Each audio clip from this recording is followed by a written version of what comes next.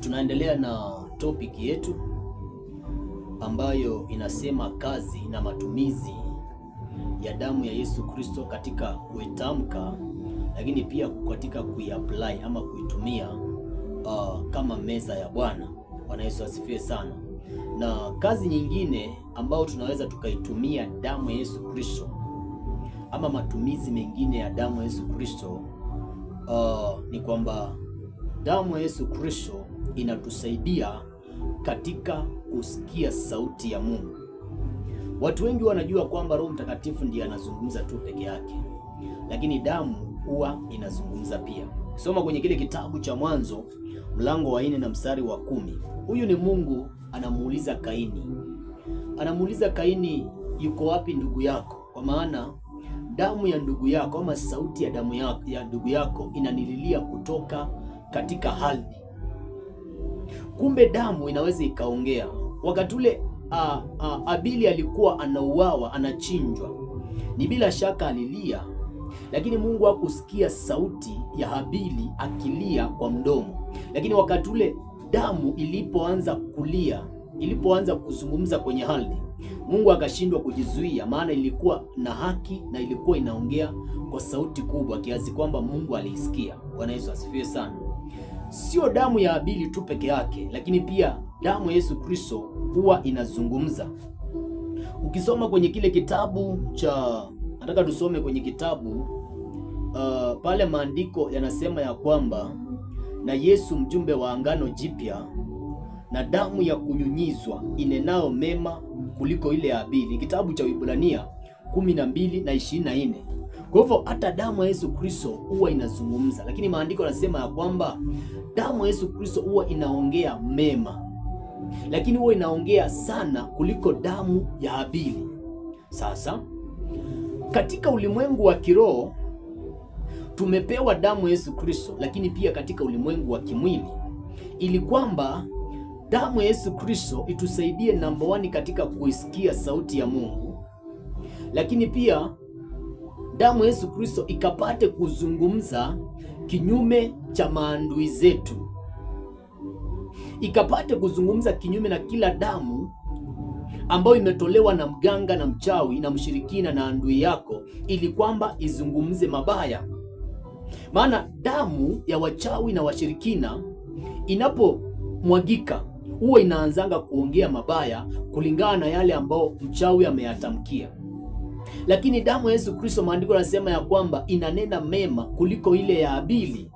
Kumbe kuna damu zingine zinazungumza kando na damu ya Yesu Kristo, na ndio maana hapa sasa ndio wachawi, kwa sababu ya kujua hii siri na kujua nguvu iliyomo katika damu ya Yesu Kristo, lakini Wakristo wakawa wajui nguvu iliyomo katika damu ya Yesu Kristo. Ukaona kwamba ndio unaona kwamba kuna mtu anaweza akarogwa na mchawi ambaye ametumia damu ya kuku, mtu akafungwa kabisa. Wakati ule umeokoka, wakati ule uko na damu yenye dhamana, wakati ule uko na damu ambayo iko na nguvu, inaweza ikavunja na ikaharibu kila mikataba ya kichawi. Bwana Yesu asifiwe sana. Lakini kwa sababu ya kuto kujua nguvu iliyomo katika damu ya Yesu Kristo na kujua kuitumia damu ya Yesu Kristo, ukashangaa kwamba mchawi yeye ataenda atumie damu ya kuku, atumie damu ya mbuzi ama ya kondoo ama ya ng'ombe ama ya mtoto wake, na anakufunga. Wakati ule damu zote hizo hazina nguvu na hazina udhamana kuliko damu ya Yesu Kristo. Maandiko yanasema, kwa maana hatukukombolewa kwa vitu viharibikavyo, dhahabu au fedha, tutoke katika mienendo yetu isiyofaa tuliyopokea kwa baba zetu, lakini kwa damu ya dhamana ya Yesu Kristo. Damu ya Yesu Kristo iko na nguvu kuliko chochote kile. Lakini kama Mkristo ukikosa kuelewa vile ambavyo unafaa kuitumia damu ya Yesu Kristo ikutetee ama izungumze mema, utashangaa kwamba mchawi na mganga ataenda atoe damu ya kuku na ile damu inakufunga. Sasa udhamana ama haki ya damu katika kukutetea ama katika kufanya mabaya katika ulimwengu wa kiroho huwa inategemea na haki ya mtu ambaye ameitoa. Ndio maana utaona hivi, mchawi anaenda anatoa kuku na anamfunga mtu kiasi kwamba huyu mtu uchumi wake umeharibika. anamfunga yule mtu, ndoa yake inakuwa imeharibika. Anafunga yule mtu, inakuwa biashara yake, masomo ya mtoto inaharibika. Kwa nini?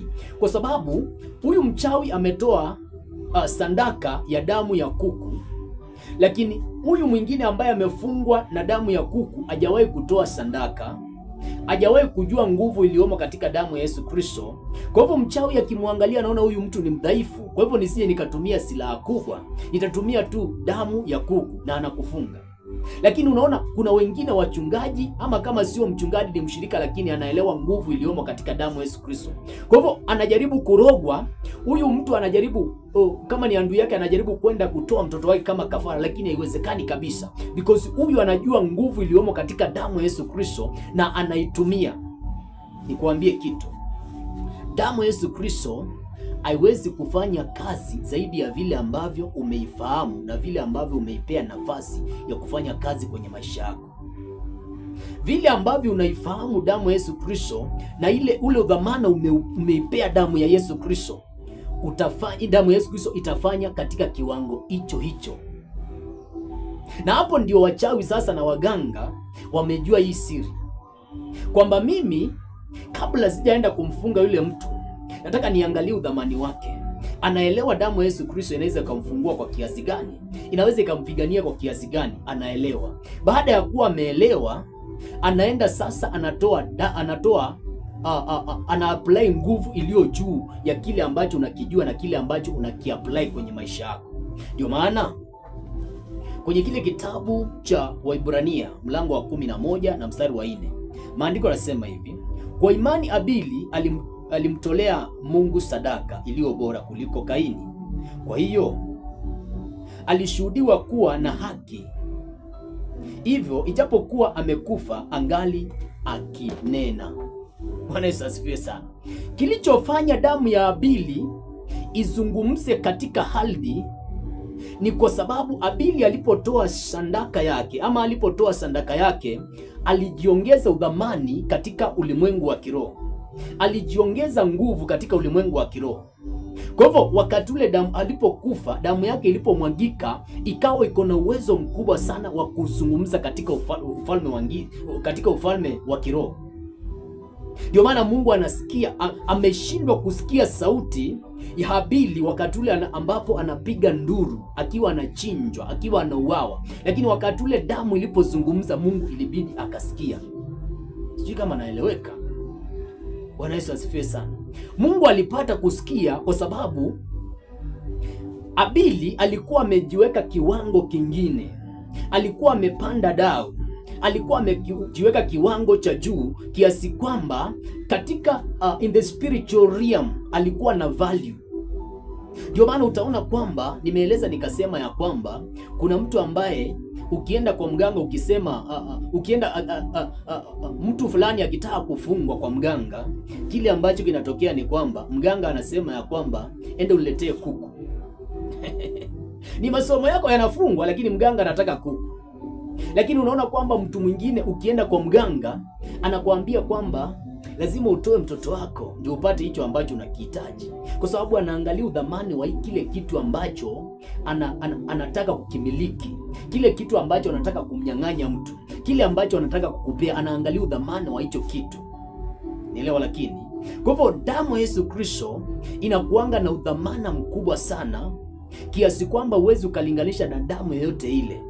Lakini Wakristo wengi wamepigwa vita na wachawi na waganga na washirikina na maadui zao kwa sababu ya kuto kujua nguvu iliyomo katika damu ya Yesu Kristo. Kumbuka nilikuwa nafundisha kuhusiana na damu ya Yesu Kristo kwamba inatusaidia katika kuzungumza. Sasa katika kusikia sauti ya Mungu. Inatusaidiaje damu ya Yesu Kristo katika kusikia sauti ya Mungu? Ukisoma kwenye kitabu cha Walawi 17 mstari wa 11. Maandiko yanasema ya kwamba msile damu pamoja na msile mnyama pamoja na damu, kwa maana uhai wa mnyama uko kwenye damu. Kwa hivyo uhai ama spiriti ya mnyama inakuanga kwenye damu. Kwa hivyo kwenye damu, kwa sababu kuna spirit, hiyo spirit kwenye damu ndio huwa inazungumzanga. Na wachawi wakitaka kufunga huwa wanaongeleshanga ile spirit baada ya kuwa wamechinja mnyama ama wamechinja mtoto wao. Ile spirit inaenda katika ulimwengu wa kiroho, inaanza kupiga kelele. Na kama udhamana wa hiyo damu ama hiyo spirit utasikika kuliko udhamana wako, ujue umeshafungwa hivyo hivyo.